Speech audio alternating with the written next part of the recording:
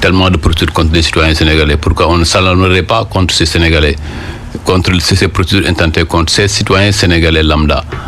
Donc, par conséquent, on veut simplement se martyriser. Mais le processus démocratique sénégalais est un processus solide. Et la démocratie sénégalaise marquera encore une fois le 25 février un autre tournant décisif dans sa consolidation. Une présidentielle sans le numéro 1 de l'opposition? Oui, mais vous savez, moi je ne sais pas celui qui sera et celui qui ne sera pas. Le seul juge électoral, c'est le Conseil constitutionnel. Le moment venu, le Conseil constitutionnel va délibérer sur tous les actes de candidature posés et va publier une liste qui se restera orga omnes. C'est pas la première fois dans le monde que des candidats soient recalés, que d'autres candidats soient admis. Pourquoi ce qui était valable il y a quelques années ne le sera plus dans les jours à venir? Il faut quand même qu'on reste simplement sur les principes. Et je crois que l'analyse intellectuelle qui reste sur les principes est l'analyse la plus forte, celle qu'on pourrait le plus accepter en tout cas. Avant de déposer un dossier de candidature au Conseil constitutionnel, il y a des parrainages à collecter. Il ne peut pas le faire, Ousmane Sonko, parce que l'administration électorale refuse de lui donner des formulaires de parrainage. L'administration électorale ne refuse à personne la liberté d'avoir ses fiches de parrainage.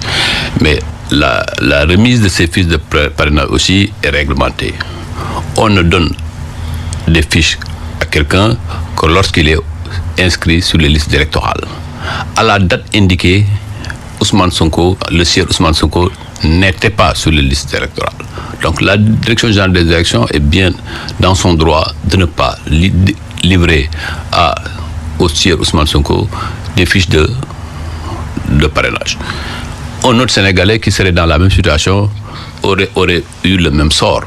Et lorsque les procédures atteindront leur terme et que le juge dise que Ousmane Sonko doit être réintégré sur les listes électorales, en ce moment-là, l'administration se pliera, comme dans tout état de droit. Oui, le tribunal d'instance de Ziguinchor avait rendu une décision favorable à Ousmane Sonko concernant son statut d'électeur, qu'il soit à nouveau remis dans le fichier électoral. La Cour suprême a demandé à ce que cette affaire soit encore jugée et par le tribunal de Dakar. Bientôt la fin des parrainages et voilà Ousmane Sonko dans cette situation. Oui, mais qui l'a mis dans cette situation? C'est lui-même qui s'est mis dans cette situation. Le tribunal de Ziguinchor a rendu une décision de première instance.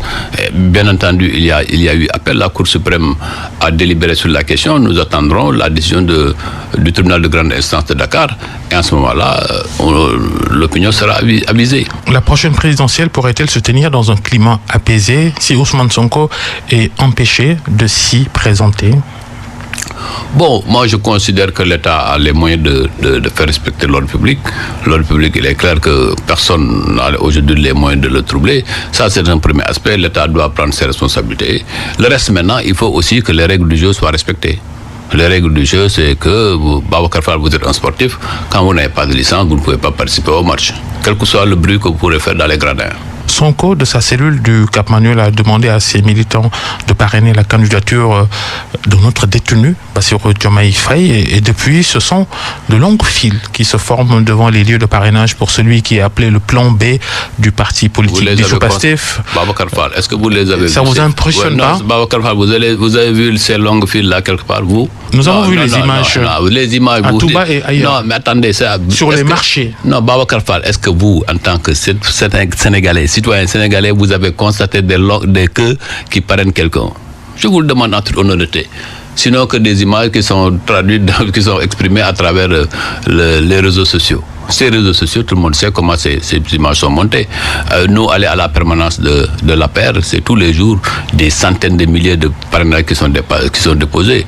Aujourd'hui, selon les informations que j'ai, nous ne sommes pas loin, les chiffres exacts, je ne peux pas le dire, nous ne sommes pas loin des 3 millions sur lesquels nous tablions. Donc forcément, il faut faire attention à cette manipulation. On a toujours 3 millions de parrainages, presque la moitié du fichier électoral. Mais c'est ce que nous recherchons. C'est ce que nous recherchons. Nous voulons que le candidat Amadou Ba puisse passer au premier tour. Et ça, il faut se donner les moyens pour y parvenir.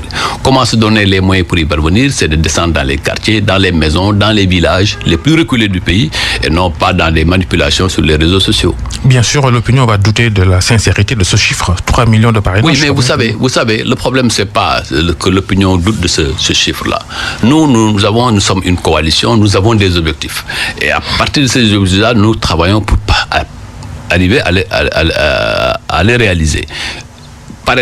Faire parrainer quelqu'un est un exercice. Amener celui qui a parrainé à voter est un autre exercice. Et cet autre exercice-là démarrera à partir du 11 décembre. À partir du 11 décembre, nous travaillerons à mobiliser tous ceux qui ont eu à parrainer à ce que le vote puisse être effectif le 25 février. Et c'est là le véritable combat. Le reste, c'est de la manipulation. Vous n'êtes pas impressionné par la déferlante ex-Pastef autour de ça, cet engouement? Non, Babacar, je vous ai pris tout de suite à témoin. Et vous avez été incapable de confirmer que vous avez vu quelque part une queue qui parraine pour quelqu'un. Ça, il ne faut pas se raconter des histoires. Donc, il n'y a aucune déferlante. C'est une création de l'esprit. Mais ça, ils vont se tromper eux-mêmes parce qu'on peut tromper tout le monde sauf sa propre conscience. Diomaye Moïse Sonko, l'un des slogans qui fusent des rangs de l'ex-Pastef, cela ne vous fait-il pas peur un peu quand on voit cette mobilisation autour des opérations de parrainage de la candidature de Bassirou Diomaye Faye, même si vous n'êtes pas convaincu de cette mobilisation? Mais non, c'est pas parce que Babacar, c'est pas parce que moi je ne suis pas convaincu, c'est que moi je ne l'ai pas vu. J'ai pas vu de queue nulle part. J'ai pas vu de mobilisation nulle part. Vous-même, Babacar, vous ne pouvez pas, la main sur le Coran, dire que vous avez eu des mobilisations quelque part. Non, c'est de la manipulation au niveau des réseaux sociaux, mais nous sommes sur la réalité. Et cette réalité-là, moi, vous savez, le mot avoir peur n'est pas Benno Bokk Yakaar. Nous avons la majorité et nous travaillons à encadrer cette majorité pour que le 25 février, elle soit exprimée en faveur de Amadou Ba. Bassirou Diomaye Faye, vous ne prenez pas sa candidature au sérieux? Bon, moi, je ne me préoccupe pas des autres candidatures. Je prends toutes les candidatures au sérieux, toutes les autres candidatures. Même si je ne m'en préoccupe pas essentiellement. La candidature qui me préoccupe, c'est celle-là que le président Macky Sall a proposée au Benno Bokk Yakaar, qu'il a acceptée, c'est celle de Amadou Ba. C'est là que nous travaillons nuit et jour pour qu'elle puisse rencontrer, qu'elle puisse fédérer l'ensemble des forces au sein du Benno Bokk Yakaar et au-delà du Benno Bokk Yakaar, fédérer toutes les forces au sein du peuple sénégalais pour que l'ambition que nous avons pour ce pays puisse se perpétuer et que, bien entendu, le PSE puisse être poursuivi, le travail colossal que le président Macky Sall a abattu à la tête de ce pays puisse être préservé et élargi. Les candidats de l'opposition, de façon générale, empêchés de tourner en rond, pour ainsi dire. La police et la gendarmerie, souvent déployées pour leur priver, leur droit de mener leurs activités, même quand ils sont en réunion dans des endroits privés. Pendant ce temps, vous et votre candidat, vous vous déployez sur le terrain sans être inquiété. Vous vous permettez même des scènes de violence au siège de votre parti, comme ce fut le cas vendredi, mais il ne vous arrivera rien, c'est clair. Quelle injustice, monsieur le ministre. Babacar, le vendredi, moi-même, j'ai été à la permanence, il y a eu des bousculades. Parce que, quand même... Il y a eu plus que ça. Quand des milliers de jeunes se rencontrent avec cette énergie vivante, forcément, il y a... Non, Babacar, quand même, soyons sérieux. Il n'y a pas eu quand même de grabuge comme on veut le présenter. Il y a eu une mobilisation c'est des milliers et des milliers de jeunes dans une permanence qui avait une contenance limitée. Forcément, il y a des bousculades et ces bousculades ont chauffé quelques nerfs. Ça peut arriver dans toutes les manifestations politiques, mais qui n'ont pas débordé.